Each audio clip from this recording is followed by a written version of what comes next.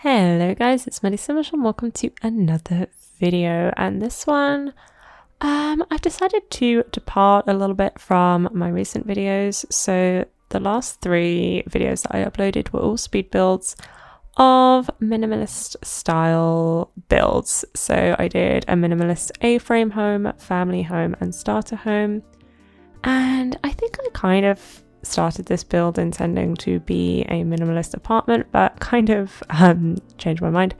And actually that was quite nice because I've definitely had a fun building sort of a minimalist style. You can definitely check out those videos if that is all interesting to you. And it's nice to sort of challenge myself. It keeps things interesting, as I've said before, but yeah, I miss kind of just decorating and being able to clutter things and just add a bit more sort of furniture and colour and brightness and just more sort of decoration and just things like that. That's how I usually build, and I've kind of missed it. So I decided to do a very heavily decorated apartment for this one, and I really like it. Basically, the story is that it's colourful, it's open plan, it's kind of a small, cramped studio apartment. And my inspiration for this one is I've been watching a lot of YouTube videos recently, and you know how YouTube is when like you watch one video and it just recommends like 10 more, and then you fall down a bit of a rabbit hole. Basically that's been me, because I watched a video of someone who had an apartment in South Korea, and I sort of watched their apartment tour. And now YouTube just keeps recommending different people's sort of apartment tours in different places in the world, and honestly it's kind of fascinating, and it's a stark reminder of how expensive living in capital cities is, because you see these like really successful YouTubers and they just live in like really small cramped apartments because they live in sort of the big capitals of the world. I also watched Best Dressed's most recent video where she did a tour of her New York apartment.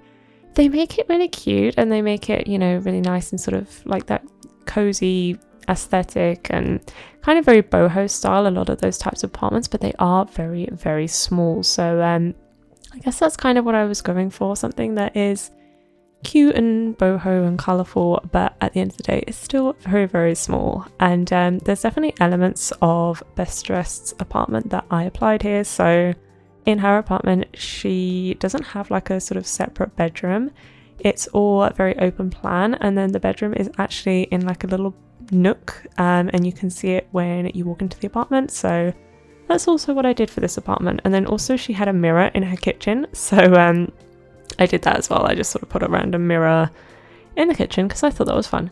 But yeah, I find it absolutely fascinating to watch different people's apartments in different cities of the world. I watched someone, I can't remember the name of her channel, but she bought an apartment in Hong Kong and it was worth something crazy, like 10 million US dollars, something like that. And I remember like the video started out like she's standing in front of this huge apartment complex and you're like, oh my gosh, she's bought an apartment complex. But no, it was just like one apartment within this huge complex and it was something like 10 million US dollars. It was absolutely crazy. And it wasn't small, to be fair. It wasn't that small, but it also wasn't that big as well. Like if you bought a house for $10 million, you could get like a very, very big house. But I don't know, I find it interesting. A lot of people these days are kind of, I guess, preferring apartments. I don't really know why. But yeah, anyway, that's, as I said, that's kind of what I was going for. The apartment that basically is very small but has personality. And in terms of the kind of sim that would live here, I think this apartment would be perfect for sort of a student to live while they're studying at university. Because it is an apartment, this is in San Myshuno. But actually, while I was building, I was thinking of perhaps a sim that lives somewhere else. So probably Mount Komorebi, because I've got lots of like snowboard and skiing stuff around the apartment.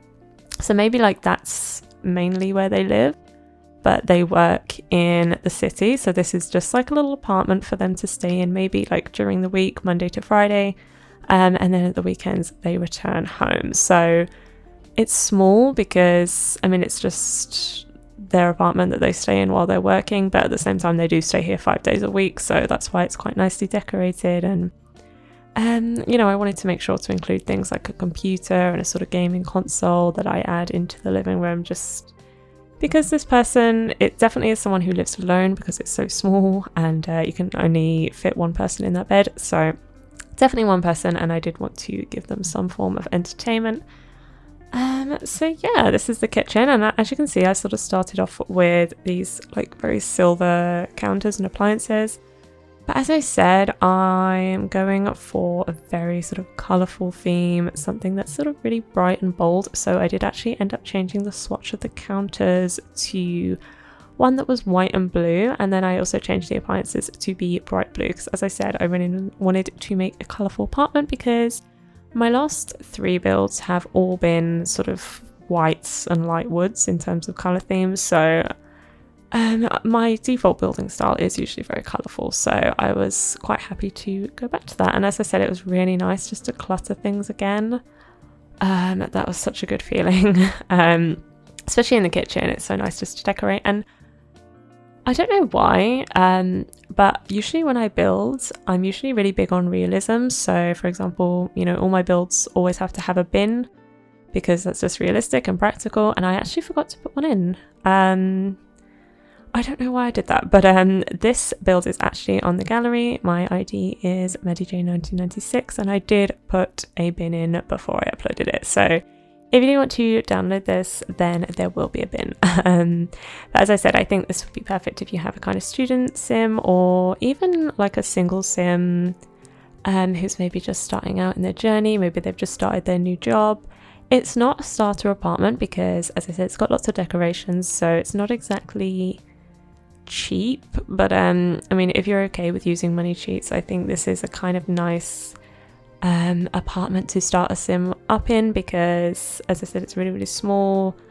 You know, it's definitely something to kind of work up in. You know, maybe they get a bit of money, they meet somebody, and then they can move out and maybe get a house or get a bigger apartment. So yeah, I suppose it's, you know, the idea is it's the sort of apartment, whether you're a student or someone who just works in the city, or just someone who is sort of starting out in The Sims, I guess. The idea is it's just the kind of apartment that it's a starter apartment. You know, you're not going to live here forever, but you are going to spend quite a bit of time here, so I wanted to decorate it really, really nicely.